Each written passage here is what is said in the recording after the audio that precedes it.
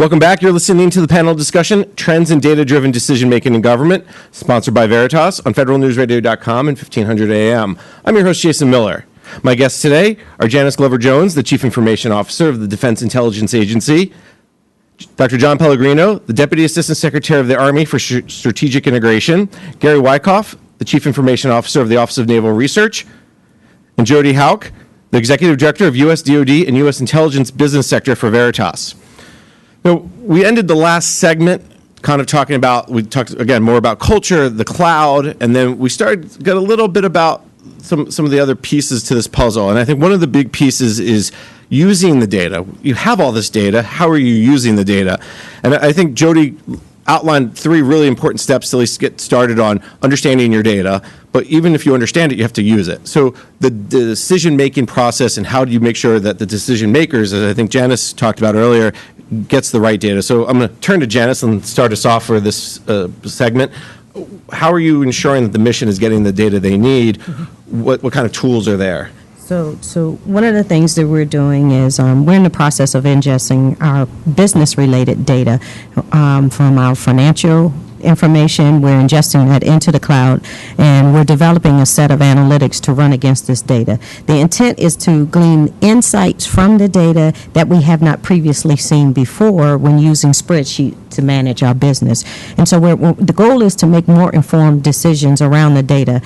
This insight then will allow us to be much more informed and base those decisions on solid trending. Another area where we want to use when we say mission, I'm looking at the entire agency, not just around analysis and operations, which is critically important. We're also looking at how can we begin to use data to inform our workforce development, to inform our recruitment strategy, to inform our performance management on all of those areas, even around training needs and how we're going to train the workforce of the future. And so those are some of the things. I've tasked my team on the IT side of the house to begin to put some of our data into the cloud and run analytics on it where I can look at trends and identify if there are some systematic problems that is on any level of the infrastructure or the architecture that we can begin to fix some of these problems to drive down costs, but to increase performance and optimization. And so that is just how DIA is approaching it from a holistic perspective, also getting the mission customers what it is that they need. And to that point, we are putting together small teams to work on data problem sets, and they're multidiscipline teams of junior personnel, and they are given the resources and a more senior lead to move the roadblocks out of the way and allow them to sit with developers and to sit with the mission owners and to tackle the problems. They either spin fast or fail fast so that we can develop the analytics that are needed for our mission partners. And when you talk about the teams, they're talking to the mission folks saying what data is important to you that maybe is unstructured that you'd like to be structured or something. They are sitting together, they're co-located, and they are doing that collaboration together right there. Yeah. Jody, one of the big problems we see is the structured data versus unstructured data. We can have a whole discussion about that. You talk about getting rid of the rod a couple times. Again, I'm going to go back to that. When you hear DIA or any agency kind of starting to tackle the data, what's the things they should keep in mind from that perspective? Yeah, I think it goes back to knowing what you have. And there are a lot of tools out there. Tools change, tools come and go. But not doing it manually, actually being able to use automated technology to go and assess your holdings.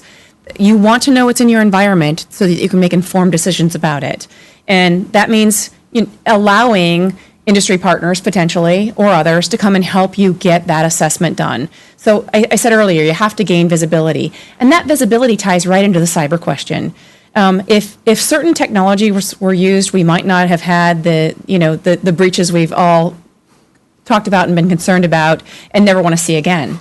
Because if you know where your data is, who's used it, when it was used last, what's in it, and there's 4 or 5 other parameters that basically you'd use then to index your data, you actually can have a visual view into that and on your dashboard, see the outliers. So for instance, if Jody Hauk, who is a system engineer, has access to all the HR records, you would know right away that there is something wrong with Jody Hauk accessing those HR records. I shouldn't have access to those. And that gives us almost near real-time visibility into our environments. Is it a cyber tool? No. It's a data management tool, but it has cyber benefits. So I really think we need to get started, and the first step is, what do we have, knowing what we have, and then evaluating whether that data has any, I'll use mission content rather than business value, because we shouldn't treat all data equal. Not all data is information. John, in many ways, what Jody's talking about is flying the airplane, changing the tires, and putting some oil in it, and then also adding a wing, and knowing what you have, but you got to still make decisions. How do you find the right balance? Is it similar to what Janice was talking about with some small teams, or what are you guys doing on the Army side to kind of find that right balance of knowing what you have and still be able to make it valuable to use? Yeah, now that's a fascinating question. Again, one of those, if we had the answer, would be done. But it also points out some future opportunities and directions that are currently going on, in addition to the rather straightforward kinds of things that have been suggested and are being pursued. Let me take a different example down to the battlefield, where there's a flash flood of information, flash flood of data, and decisions are being pushed down, in some cases, to the soldier level, where they have to take into account everything from sensor data to the political situation to cultural issues to relationships with their squad, etc. So what's happening is, under one of the initiatives we have going jointly with the UK, is a massive industry, academic, and government's research program to develop massively distributed ephemeral databases. What do I mean by that? I mean that there are tons of sensors out there, tons of data associated with them. They're not all located in a central cloud situation, so this is a different application that I'm talking about. And we can use distributed information processing and distributed computing in order to extract information from where it is, do some local caching, do some distributed caching, and we've got teams of researchers that are working on how to affect that and how to do common processing in that kind of coalition environment.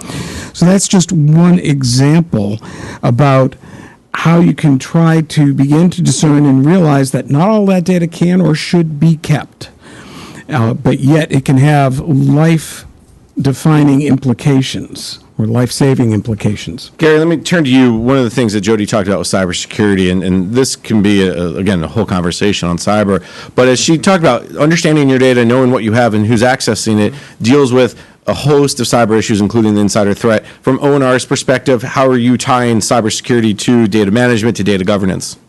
It's a tough thing. We're like I said, we're embarking with a security architecture working group to look at our data. Again, as Jody was saying, understand what that is and who should have access to it. Again, from our science side, scientists need access to some of the data. They don't need access to the HR data. They don't need access to the legal data. And we're trying to figure out how we partition that by setting up privilege rights for some of the users so they can access only the data that they're entitled to see. But again, as you roll through these things, you've always got the oddball that says, well, I have to have access to this. And you talk to the HR community and they say, oh, yeah, that scientist should see this HR data. So it's hard. We don't have any fast rules. We know we have to protect the data. But as we were trying to figure out what we have and who should have access, that's where we get a little bit of pushback, because everybody internally wants everything for everybody. And they want an open environment. And that's a hard piece. And Janice, let me turn to you real quick.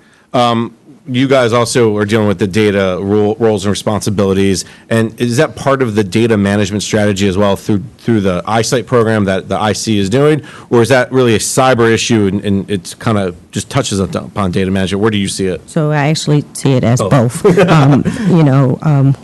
are using identity access management coupled with data tags that are cryptologically bound to the data to mediate the access piece of it. So while you may be authorized to be on the network where the data is resident, it does not mean that you have the authorized to have access to the data. So that's one way that we're controlling it from a security perspective and from an insider threat perspective. We're also looking at, moving to just enough privileges, taking a real serious look at who has what admin privileges and who has what access. And then right now it's manual. We're moving to automating that, but kind of moving that to a check-in. You needed to make this kind of change, and then you'll do something else and you're checking out. Our organization created a position of the Chief Data Officer about a year ago. After we did that task force data, we concluded that we needed a Chief Data Officer that is responsible for establishing the conditions for harvesting the data and the policies and the guidelines on how we're going to manage that data. And then as the CIO, I'm responsible for the implementation of those guidelines to ensure that we can harness the value of the data, which is a key component to managing the data that needs to be cataloged, described, and assess the value of it as it relates to the applications. So that's when I say it's both-pronged approach, that's how we're looking at it. John, let's go down the path. Today we're at a specific, many places, if you go back to the maturity model I described at the very beginning, many agencies are at ad hoc or just the stage 2 of maturity. Where do you see agencies going? Let's talk from the Army perspective, what the Army Research Lab from your perspective. Where do you see the future taking you guys when it comes to data management, data governance? I think we've got to get away from the notion of just security, and I say that in quotes and with all due extreme respect to the area of cyber protection. The team at the laboratory is amongst the best in the world at doing the cyber defense. Now, I say that recognizing that that's something that changes by the microsecond. And so we really have to get away from that notion into cyber and data and information resiliency. So if whether you talk about networks resiliency and operation or you talk about the data and information and resiliency, you've got to look at how can we operate and survive and have minor effects from somebody trying to either hack in.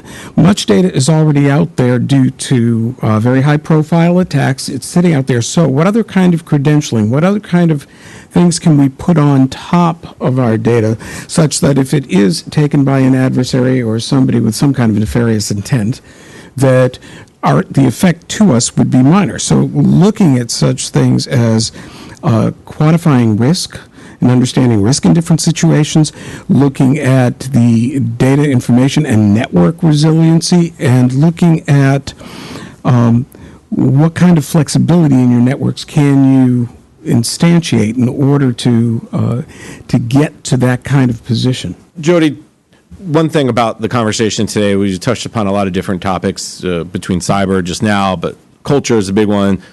Your ROT, again, give me a sense of where agencies, where the environment from a data governance, data perspective is heading from where you guys sit. My view on it is that people are talking about it. People understand it's important. People are looking at it as if they have to boil the ocean. And again, I said this is a journey on purpose because what we have is step 1. What we want to do with it and how we want to do it is step 2. And then 3, really having the courage to stand up and have a flexible, but no kidding, information governance strategy from the time a piece of information is created until the time you can really dispose of it potentially or catalog it for the next 25 years. That is going to take a lot of courage, and nobody in the organizations I've spoken to really wants to own that challenge. Okay, so we'll continue to buy more storage, we'll continue to have more footprint, and then we'll eventually become obsolete because we will be so much drowning in the morass of data that we won't even be able to find the information that our missions rely on. That's really what I see coming now, and I almost believe that it has to be, we need somebody with a lot of courage to step up and say, I'm going to take the first step.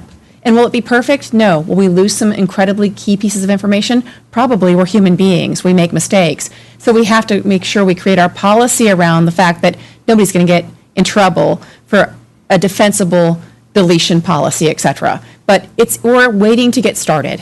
And I think people are understanding the situation they're in. I think your statistics from the Air Force are a perfect example of understanding how much they're spending, where the money's going, and could they use it better. I mean, do you see there is movement? I do. I see there's movement. I see it's like being, where do I start? This is such an overwhelming conversation when you add data stewardship or who created it, CIA gave DIA a piece of data, can DIA actually dispense of it if CIA was the creator? All of these complexities that we've had since 1954. It's time to think about it different and take some of that complexity potentially out of the equation. Or again, my concern is, our organization's concern is, we're going to be so overwhelmed by the accelerated accumulation of data that we really are going to become unable to support our mission, our dynamic, important missions. I think that's great advice. Keep it simple, take away the complexity. Unfortunately, that's all the time we have for today. You've been listening to the panel discussion, Trends in Data-Driven Decision-Making in Government, sponsored by Veritas on federalnewsradio.com and 1500 AM. I'm your host, Jason Miller. I'd like to thank our guests today, Janice Glover-Jones, the Chief Information Officer of the Defense Intelligence Agency, Dr. John Pellegrino, the Deputy Assistant Secretary of the Army for Strategic Integration, Gary Wyckoff, the Chief Information Officer of the Office of Naval Research, and Jody Hauk, the Executive Director for U.S. DoD and U.S. Intelligence Business Sector for Veritas. For more on this discussion, visit federalnewsradio.com and search Veritas. On behalf of Veritas, thank you for joining our discussion. We'll have the archive from this session available shortly, and a link will be sent to you to share with your colleagues. Those of you who requested a training certificate will receive an email with download instructions immediately following the webinar. This concludes today's webinar. Thank you very much.